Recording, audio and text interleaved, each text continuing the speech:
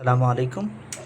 আসলে ঘরোয়া পদ্ধতিতে কিভাবে চা পাতা তৈরি করা হয় আজকে আপনাকে দেখাবো।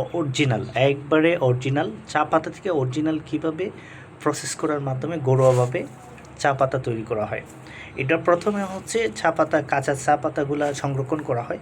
তারপরে এটাকে বিভিন্ন গাইল অথবা আপনাদের এলাকায় কি বলে ওগুলো সেসার মাধ্যমে পাতাগুলা এভাবে গুঁড়ো করতে হয়। গুঁড়ো করে এটাকে রৌদ্রের মাধ্যমে শুকাতে হয়। আমরা অনেকেই দেখি মেশিনে চা পাতাগুলো দেখতে খুবই সুন্দর, কিন্তু ঘরোয়া পদ্ধতিতে অরিজিনাল চা পাতা যেগুলো তৈরি করা হয় মানে ঘরোয়াভাবে বাড়িতে, ঠিক এইভাবে চা পাতাগুলা হয়। এটার লিগার কিন্তু একবারে 100-100 হবে। খুবই চমৎকার এই চা পাতা। এটা হয়তো বা অনেকেই দেখেন নাই, এটা আমি নিজেও ফার্স্ট দেখেছি। একবার অরিজিনাল, এটার মধ্যে কোনো ধরনের ভেজাল নেই। তো ভিডিওটা কেমন লাগলো আর অরিজিনাল চা পাতা কেমন, এবং আপনাদের এই ভিডিওটা কেমন লেগেছে অবশ্যই জানাবেন, এবং ভিডিওটা বেশি বেশি শেয়ার করে অন্য ভাইদেরকে দেখার সুযোগ করে দেবেন।